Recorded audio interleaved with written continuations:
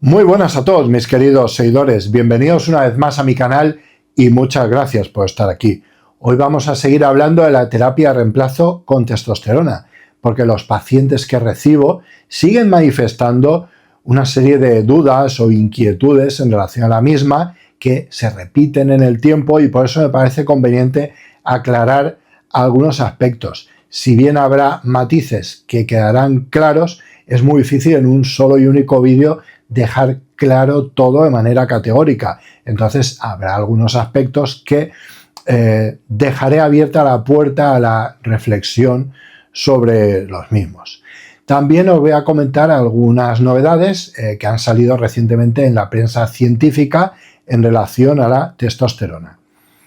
Vamos a empezar diciendo que hay, a grosso modo, dos grandes grupos de pacientes que pueden aproximarse a la consulta preguntando por testosterona. Es decir, la duda acerca de si son candidatos a una terapia de reemplazo con testosterona, si tienen un déficit real, preguntar sobre síntomas, etc. Entonces, como decía, vamos a ver por un lado un grupo de pacientes, vamos a decir jóvenes, con una edad inferior a 35 años, en los cuales destaca un pasado más o menos reciente de uso, o mejor dicho, abuso de esteroides anabolizantes o únicamente testosterona en su caso. Estos pacientes habitualmente muestran una supresión o una falta de recuperación, una recuperación parcial a veces, o simplemente lo que yo llamo una situación de hipogonadismo relativo, es decir, son personas que han estado durante un tiempo más o menos prolongado expuestas a un estímulo androgénico, vamos a decir, generoso, y de repente, de manera brusca, se encuentran únicamente con el estímulo natural, con el estímulo procedente de la testosterona endógena, que además, como decía, en muchos casos puede ser deficitaria. Por eso van a aparecer una serie de síntomas que conducen al paciente a preguntar por ello, a sentir inquietud. Por otra parte, vemos un segundo grupo con unas características en común, aunque siempre hay elementos que se solapan y etapas de transición, pero estoy intentando simplificar al máximo, ¿vale? Para hacer una serie de distinciones y que vosotros que me estáis viendo podáis un poco enmarcaros o encasillaros en uno de estos grupos o necesidades. Vemos, como decía, un segundo grupo que son hombres más maduros, ya en una etapa posterior a los 45 años de edad, que no tienen por qué obligatoriamente tener un pasado de uso o abuso de fármacos, sino que puede tratarse de una reducción paulatina de la producción de testosterona únicamente ligada a la edad o bien provocada por otros factores en relación a medidas higiénico-dietéticas deficientes. Puede tratarse de gente que ha llevado una dieta muy inapropiada durante años, o bien que tiene sobrepeso, obesidad, sedentarismo, alcoholismo, abuso de opioides, abuso de corticoides, muy frecuente también en el deporte para paliar ciertos síntomas, el dolor cronificado debido a algunas lesiones no solucionables. En fin, como veis, hay dos grupos claramente identificados, aunque, como digo, se pueden solapar en algunos aspectos. Luego está el motivo de consulta. El motivo de consulta tiene un común denominador y es un síndrome dibujado por una serie de síntomas que os voy a contar, los más frecuentes y los más habituales que conforman el pilar de sospecha del hipogonadismo. Es la punta del iceberg que nos va a hacer sospechar un posible hipogonadismo y poner en marcha una serie de estudios analíticos que van a ir dirigidos, en este caso por mi parte como endocrinólogo, en función de las distintas características, antecedentes o comorbilidades de cada paciente. Vamos a ver, como decía, el insomnio, por ejemplo.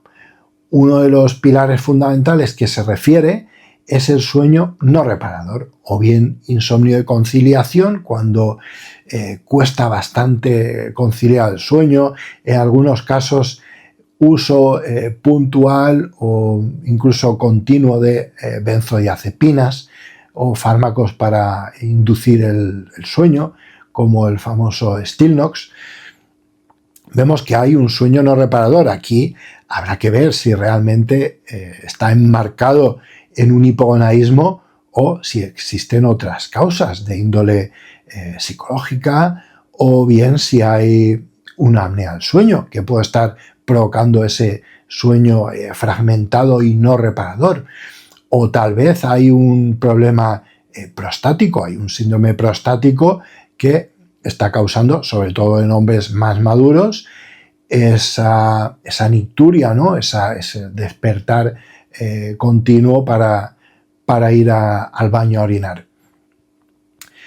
Otro síntoma que forma un pilar fundamental del hipogonaísmo es el cansancio, es la astenia continua, más o menos fluctuante en el tiempo, con algunos periodos de mejoría o incluso una aparente resolución, pero que vuelve a aparecer y se acentúa o agrava con el tiempo. Esa sensación de que el descanso nunca es suficiente, de que no hay una energía suficiente para afrontar el día a día, no hay una recuperación óptima de los entrenamientos en el caso de realizar algún deporte de manera regular. También los trabajos pueden ser físicos o pueden ser mentales o intelectuales, pero igualmente causar un desgaste, ya digo, en un sentido u otro, que va generando esa sensación de cansancio, falta de recuperación. Es algo que me cuentan muchos pacientes que tienen hipogonaísmo, y esto sí que es también otro pilar, como digo, del común denominador. ¿Vale? Otro pilar presente, formando parte de este síndrome del hipogonaísmo, es el relacionado con la vida íntima. Hay un deterioro de la vida íntima, ya sea en una vida de pareja, en una estabilidad, donde hay una pérdida de interés por la esfera sexual, por la vida íntima, por tener relaciones. Te suelen contar que incluso propiciando las situaciones románticas, forzándose a ello, intentando, entre comillas, mentalizarse a ello, pues esa pérdida de interés sigue existiendo, y cuando ocurre la situación, digamos, más íntima, el encuentro, pues a duras penas logran una erección, y a veces pues estas erecciones no son satisfactorias. Por eso muchas veces este perfil de paciente también me encuentro que es un usuario de fármacos para el tratamiento de la disfunción eréctil, como pueden ser el sildenafilo o el tadalafilo, y en el peor de los casos, o en los casos de mayor refractariedad o gravedad, pues ya otros fármacos como el alprostadilo intrauretral o incluso puntualmente el alprostadilo intracavernoso. Como vemos, no solo está deteriorada la vida íntima en pareja estable, sino que incluso aquellos que no siguen un compromiso marital o moral, o como queráis llamarlo, un compromiso de pareja, que llevan a cabo un estilo de vida más laxo o abierto, también pueden encontrar este tipo de deficiencia o de desinterés, vamos a decirlo así, ¿vale? Esto va generando un menoscabo psicológico muy importante. Parece que es algo que se trata de una cuestión baladí, pero no lo es. Y al final, vamos a ser honestos, en la biografía del hombre, pues la esfera sexual tiene bastante peso por lo general, y veo que esto genera un impacto psicológico muy importante. Por lo tanto, vemos que se está dibujando ya, como veis, un síndrome bastante complejo. Hemos dicho el insomnio o falta de descanso nocturno, hemos mencionado también el cansancio continuo y ahora estamos hablando de la disfunción eréctil o la falta de interés, la falta de líbido.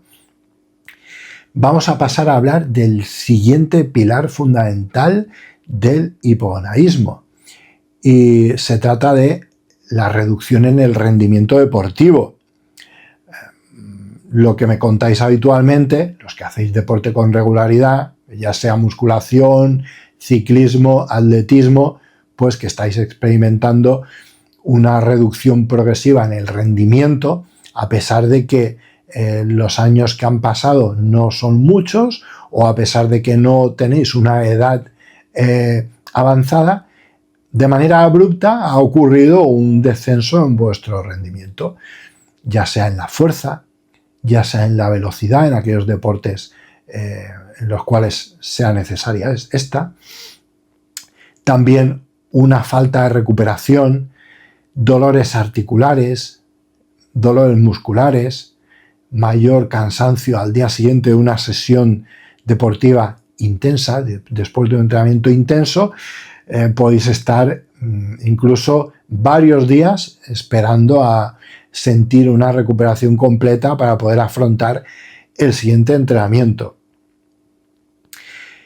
Luego vamos a hablar de unos aspectos que son más secundarios a mi entender, porque no tienen ese impacto tan directo, tan palpable en el día a día, pero que también van generando cierto menoscabo en la autoestima, como es la pérdida de masa muscular y cambios en la distribución corporal con aumento de tejido adiposo en ciertas regiones anatómicas y que resulta difícil eliminar. Este cambio en la composición corporal puede estar propiciado por el hipogonadismo y los cambios hormonales que van a ocurrir paralelamente a ese descenso de testosterona, y esto pues, como decía, no solo va a tener un impacto al rendimiento, sino que a nivel estético también se va a notar, y aquellos, especialmente aquellos que están más enfocados al culturismo, que son pacientes tan sensibles al aspecto físico, pues van a sufrir un especial menoscabo, como decía, debido a este aspecto. Existen más alteraciones que luego se pueden observar a nivel clínico, a nivel analítico o bioquímico, pero yo diría que esto es lo fundamental. ¿Sois candidatos a terapia de reemplazo con testosterona? Bueno, habría que estudiar cada caso. Hay que estudiar cada caso que presente estos síntomas y evaluar con una analítica de sangre con los distintos elementos hormonales si realmente hay un hipogonadismo, si realmente hay un descenso de testosterona total, si hay un descenso de testosterona libre, porque hay unas alteraciones importantes en la SHBG, valorar cómo están las gonadotropinas, ver, por ejemplo, si hay una hiperprolactinemia y cualquier otra comorbilidad que podamos visualizar a nivel bioquímico. También, como os decía al principio, pues descartar todos aquellos aspectos que secundariamente puedan estar ocasionando o perpetuando este hipogonadismo, en caso de diagnosticarse el mismo, y que puedan ser susceptibles de ser resueltos, y de esta manera evitar que el paciente tenga que embarcarse pues de manera indefinida en un tratamiento con testosterona. Os quería hablar también de las expectativas. Ojo con las expectativas, porque una vez que alguien puede ser candidato, potencial candidato a terapia de reemplazo con testosterona, hay que valorar muy bien cada caso. No me quiero olvidar de las expectativas, pero tampoco me quiero olvidar de mencionar el tema fertilidad, que la fertilidad es algo que hay que tener muy en cuenta, especialmente en aquellos más jóvenes que tengan ya un eje tocado y que sean candidatos a este tipo de terapias. ¿Por qué? Porque en algunas ocasiones tal vez puede ser más conveniente intentar una restauración del eje o hacer un estudio más dirigido de la fertilidad con un seminograma, con una inhibina B, etcétera, para ver en qué punto estamos y valorar la posibilidad de restaurar ese eje, recuperar esa fertilidad, haciendo una seriación de seminogramas y algunas cuestiones analíticas para poder ofrecer esta posibilidad mucho más saludable y autónoma para el paciente. Y os hablaba de las expectativas. Las expectativas hay que ajustarlas a la realidad. La testosterona no es magia. Y la sensación subjetiva que va a propiciar en cada persona es muy diferente. Ya la testosterona de por sí va a ejercer un efecto muy distinto a la misma dosis en distintos individuos. Pero es que además hay que tener en cuenta que no va a ser igual un paciente con un hipogonadismo muy profundo, muy marcado, con una testosterona total de 160 nanogramos decilitro, que va a recibir una terapia de reemplazo que le va a situar de momento en una concentración de testosterona plasmática cercana al límite superior del rango normal, pues esa persona obviamente va a sentir con toda probabilidad un beneficio muy llamativo. A nivel subjetivo va a sentir, según lo describen con palabras de los pacientes, pues una fuente de energía inagotable, de motivación, esa sensación de despertarse lleno de energía tras un sueño reconfortante y reparador, el apetito, esa sensación de que la comida, los nutrientes están siendo utilizados de manera óptima, vehiculizándose hacia la construcción de masa muscular, el uso de grasa como combustible.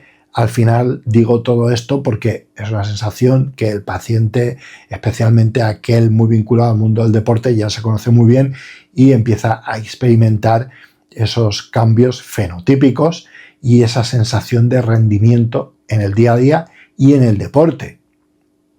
Por eso lo he metido como algo subjetivo, aunque parcialmente esté vinculado con aspectos objetivos.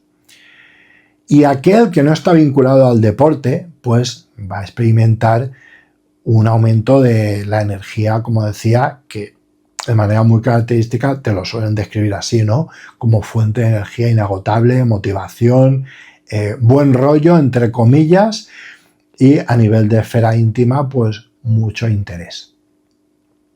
Ahora bien, aquel varón que parte de una concentración de testosterona que se sitúa en la llamada zona gris, es decir, una testosterona relativamente baja, pero que se sitúa en un rango debatible o discutible, aquel paciente a lo mejor no va a tener esa mejoría subjetiva tan llamativa. También quiero aprovechar este momento para recordar que casi toda terapia de reemplazo con testosterona realizada utilizando el éster que sea, ya sea cipionato, enantato, undecanoato, los geles transdérmicos, la terapia que sea, inicialmente puede causar un aumento de rendimiento o una mejoría subjetiva pasajera, temporal, que muchas veces puede ser incluso un efecto placebo muy potente. También puede haber una activación androgénica predominante, muy fuerte al principio, que provoque ese beneficio, esa sensación de bienestar subjetivo, pero que va cediendo con el paso del tiempo. También hay que conocer los mecanismos de compensación. Ese aumento de testosterona inicial con el tiempo va a perder un predominio porque existen otras vías paralelas de transformación metabólica, pues como por ejemplo algo tan sencillo como la conversión a través de la enzima aromatasa a 17-beta-estradiol. Ya está, ya estamos fastidiando el ratio, ya no va a haber ese predominio tan brutal que había de estímulo androgénico. Y la sensación no va a ser la misma, ¿verdad? A pesar de que aumentemos la testosterona. Introducción de fármacos auxiliares para controlar esos desequilibrios en aquellos que pretenden mantener la testosterona en la parte alta del rango. Vamos tal vez a provocar una serie de efectos adversos derivados de estos fármacos para controlar ese ambiente hormonal que nos van a hacer también perder calidad de vida. Este mensaje lo digo, lo explico para llegar a la frase de que con la testosterona no siempre más es mejor. Hay que buscar en cada paciente la concentración ideal. Y esto no es sencillo y debéis tener paciencia. Debéis tener paciencia porque esto no es recetar testosterona y ya está. Esto, aparte del estudio inicial, luego hay que calcular la dosis, valorar qué pauta posológica requiere cada uno de manera individualizada, ir haciendo controles analíticos, ver cómo cambian las otras hormonas en paralelo, y hay que tener paciencia. Pero en aquellos, incluso en aquellos donde la mejoría es más lenta o les ha parecido un fracaso porque no es lo que esperaban con sus expectativas de realidad distorsionada, pues al final trabajándolo vamos a conseguir una mejoría. Pero insisto, tenéis que tener unas expectativas ajustadas a la realidad porque esto no es magia. No nos vamos a convertir de la noche a la mañana en unas máquinas de entrenar, de trabajar, de hacer el amor y de pensar. Eso no va a ser así. Va a aumentar el rendimiento, sí que es verdad que de manera muy llamativa en aquellos con un déficit profundo, pero de una manera más moderada en aquellos donde el déficit no es tan profundo y van a experimentar un deterioro o aparición de nuevos síntomas adversos, aquellos que requieran la adición de otros fármacos concomitantes para controlar síntomas, efectos adversos de la testosterona o conversiones metabólicas hormonales excesivas de otras líneas endocrinas. ¿Qué más os quería contar? Bueno, os he venido a contar también la noticia de prensa que ha salido recientemente el mes pasado, en julio de este año 2026, ha sido una publicación por parte de la Sociedad Americana de Endocrinología, de la Endocrine Society, que nos habla de la terapia de reemplazo con testosterona y hace una serie de recomendaciones, aclara ciertos matices, así que bueno, me parecía interesante como un elemento de actualidad científica comentarlo aquí. Os voy a poner por aquí la portada de la publicación para que la veáis y a continuación una serie de diapositivas que, para que no vengáis aquí algunos a comentar lo obvio, evidentemente estas diapositivas están generadas con ayuda de la inteligencia artificial. Yo no voy a poner a dibujar o diseñar todo esto, por favor. Es que algunos venís aquí a comentar lo evidente. Como decía, con apoyo de estas diapositivas os voy a contar los mensajes más relevantes que se dan, que se transmiten en este artículo. Vamos a ello. Aquí vemos la declaración que os comentaba de la Endocrine Society sobre la terapia de reemplazo con testosterona, que se ha publicado el 16 de julio de 2026 en Washington. Nos dicen que lo fundamental es realizar un diagnóstico correcto. El diagnóstico de hipogonadismo requiere identificar a hombres que presentan síntomas compatibles con un déficit de testosterona. Básicamente todo lo que os he contado al inicio. Pero además deben mostrar de manera consistente niveles bajos de testosterona total y libre, hallados mediante análisis correctamente realizados. Por lo tanto, el criterio diagnóstico debe ser el mismo independientemente de la edad del hombre. Hay algunos términos que se mencionan habitualmente como hipogonadismo relacionado con la edad, hipogonadismo de inicio tardío o hipogonadismo funcional. Nos recalcan que estos términos son difíciles de definir, pueden resultar confusos y, necesitan ser matizados porque algunos de estos términos pueden confundirse con fenómenos propios del envejecimiento normal. Nos recuerdan que actualmente no existe suficiente evidencia para recomendar un cribado general de testosterona a todos los hombres asintomáticos de la edad que sea. Es decir, que si tú no tienes síntomas, ninguno de los síntomas que os he comentado al principio, pues no ha lugar a realizar un cribado de testosterona. Si tú te encuentras bien, ¿para qué te vas a ir a hacer una analítica a ver si tienes la testosterona baja o alta o cómo la tienes? Es un poco absurdo y eso es lo que nos recuerdan.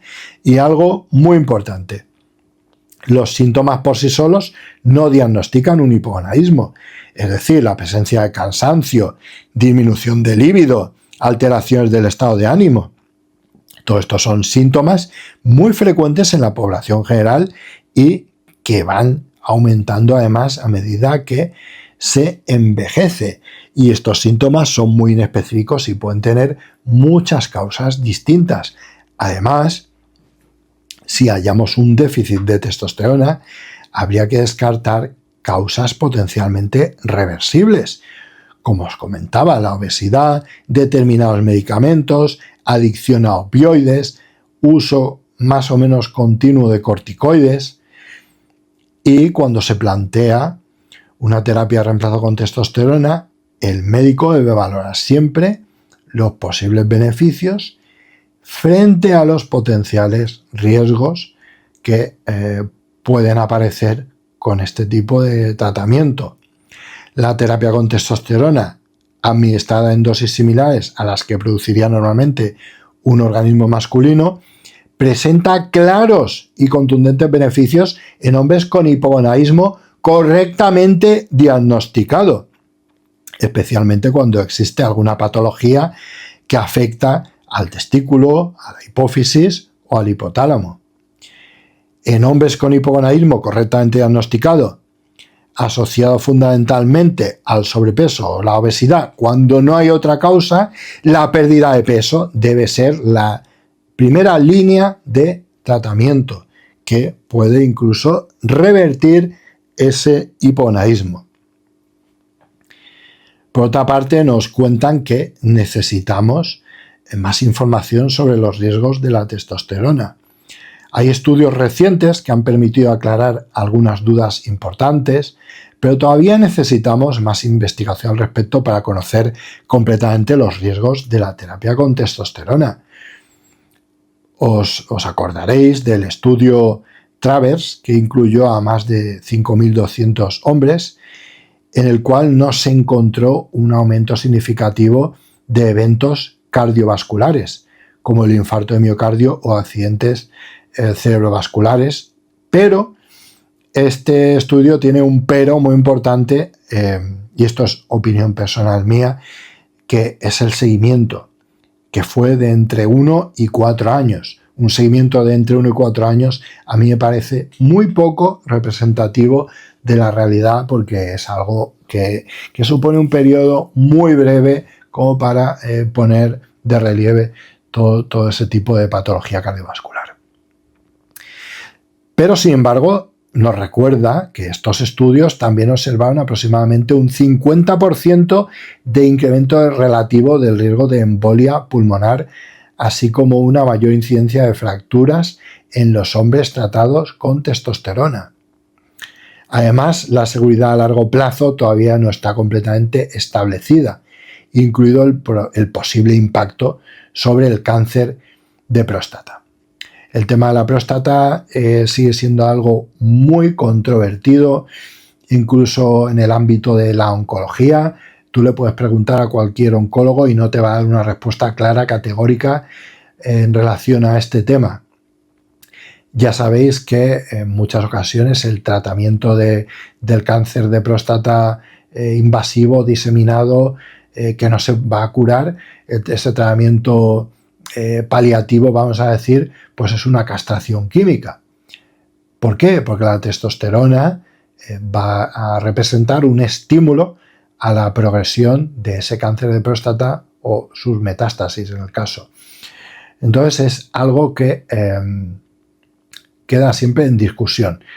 Posiblemente no suponga una causa de cáncer de próstata, pero sí que podrá empeorar aquellos que todavía no han sido diagnosticados. Y el tema, pues fenómenos trombóticos, pues obviamente con el aumento del hematocrito, que puede ocurrir sobre todo en aquellas terapias mal hechas, sobredosificaciones, esto sí que se ve mucho, pues el aumento de hematocrito y alteraciones en la coagulación que también son inherentes al tratamiento con testosterona exógena. Por ello, nos recuerdan que si se inicia una terapia con testosterona es necesario realizar una valoración previa del contexto de manera detallada y un seguimiento adecuado, especialmente en relación con la próstata, también, sobre todo en aquellos varones de mayor edad. El cáncer de próstata evoluciona generalmente de forma lenta y los estudios realizados hasta ahora quizá no hayan tenido una duración suficiente, como os decía yo, para determinar completamente este riesgo.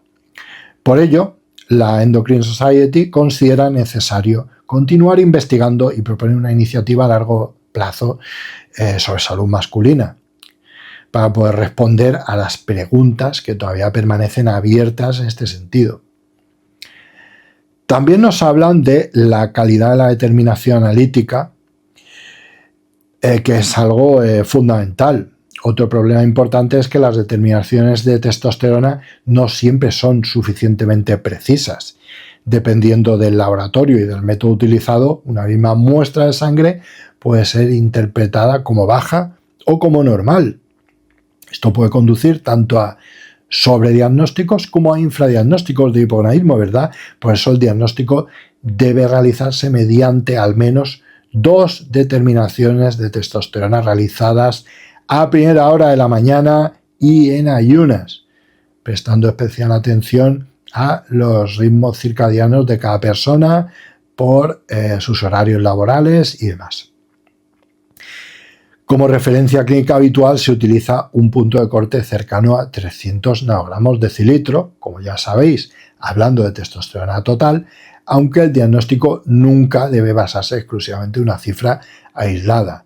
También aprovecho para recordar que entre 300 y 350 nos movemos en una zona gris, incluso en aquellos pacientes donde hay una testosterona superior a 350 gramos de decilitro, acompañada de un desequilibrio en otras hormonas como una gran elevación de SHBG, puede ser debatible la necesidad de una terapia de reemplazo con testosterona por la presencia de una testosterona libre muy bajita debido a ese secuestro por esa SHBG tan llamativamente elevada. La Endocrine Society destaca específicamente la importancia de utilizar métodos certificados que permitan estandarizar y armonizar las determinaciones de testosterona. Esto es importante porque no todos los métodos analíticos ofrecen exactamente los mismos resultados. En definitiva, como conclusión de todo esto, pues creo que queda claro que la testosterona no debe utilizarse simplemente porque un hombre esté cansado, tenga menos líbido o tenga más de 45 años. Primero hay que demostrar que existe un déficit, ya sea claro o al menos debatible, que nos pueda conducir a confirmar el diagnóstico de hipogonadismo y obviamente buscar su causa. Y solo después de valorar si los beneficios superan a los posibles riesgos, iniciar una terapia de reemplazo con testosterona, que no consiste en llevar la testosterona a lo más alto posible, consiste en sustituir lo que falta y alcanzar esa concentración que permite que el paciente recupere o tenga su calidad de vida en una situación óptima. Y esto era todo lo que os quería contar por hoy. Espero que os haya servido para dibujar un poco la actualidad en relación a la terapia de reemplazo con testosterona, despejar algunas dudas, invitar a la reflexión y para cualquier cosa aquí estoy disponible para consultas online. Seguiré pensando posibles vídeos de temáticas que sean de vuestro interés porque tengo este canal un poco parado últimamente. Acepto sugerencias, me podéis escribir en la caja de comentarios cualquier temática que os despierte especial interés. Un saludo y hasta la próxima.